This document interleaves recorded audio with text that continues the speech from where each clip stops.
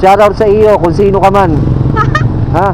Dun sa book ni ma'am, pinaghintay mo siya ng matagal. Tapos, hindi mo pinuntahan.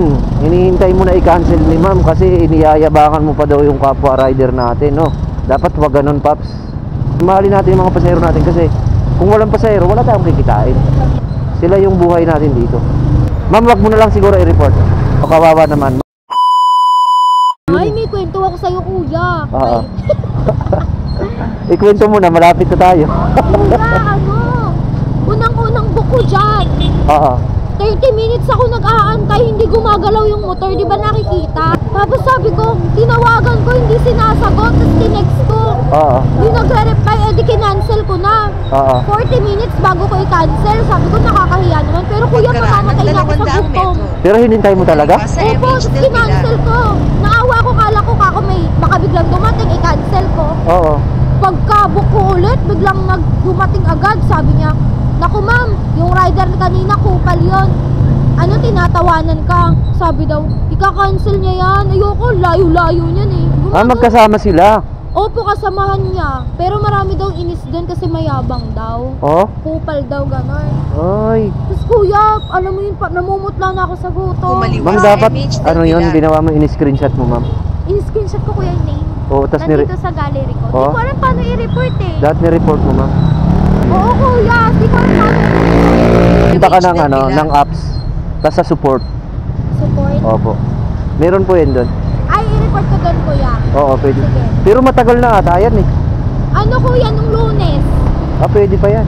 Kumanan sa MH Del First Pilar. week ko pala yun nung Miyerkules, last week. Pwede pa ba yun? Pwede pa yun. Kasi kuya, lagi daw siyang ganun. Tapos ang sinasabi niya kasi may account pa daw siyang isa. Pagkaraan ng Kasi ano 500 din siya, metro. angkas. Kumanan sa Kaya ganun. Tapos tinatawanan daw ako kuya. Tapos ako putlang-putla na ako. Nawala na lahat ang lipstick, make-up ko. Wala na.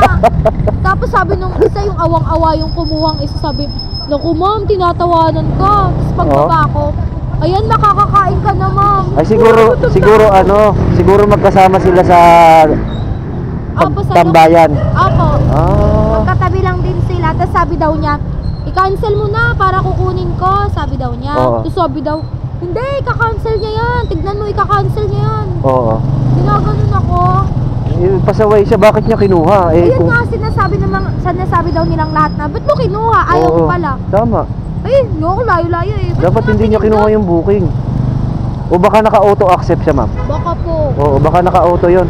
Kasi ang bilis din kuya eh. Saan sana ang pick up mo nun? Ha? Doon din. Ako doon sa Marika Shein kanina.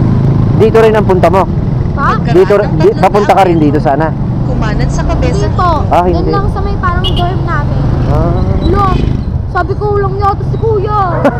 Umamatay tao. Oh, Paps, shoutout sa iyo kung sino ka man. Ha? Doon sa book ni ma'am, pinaghintay mo siya ng matagal. Tapos, hindi mo pinuntahan. Hinihintay mo na i-cancel ni ma'am kasi iniyayabangan mo pa daw yung kapwa rider natin, no? Dapat wag ganun, Paps. Maging ano tayo sa mga pasahero natin. Mahalin natin yung mga pasahero natin kasi kung walang pasahero, wala tayong kikitain. Wala tayong kita, di ba? Sila yung buhay natin dito. So, ma'am, wag mo na lang siguro i-report. Oo kuya, hindi ko na nga inano eh. Oo, kawawa naman. Sabi niya nga daw sir, wala daw siyang pakialam kahit i-report daw siya. Sabi niya sa katrabaho. Kita mo, ito yung pasahero mo. So, gusto kang i-report ni ma'am, nagtatanong sa akin kung paano ka i-report. Huwag tayong gano'n. Pero dapat talaga i-report yung mga ganun, ma'am.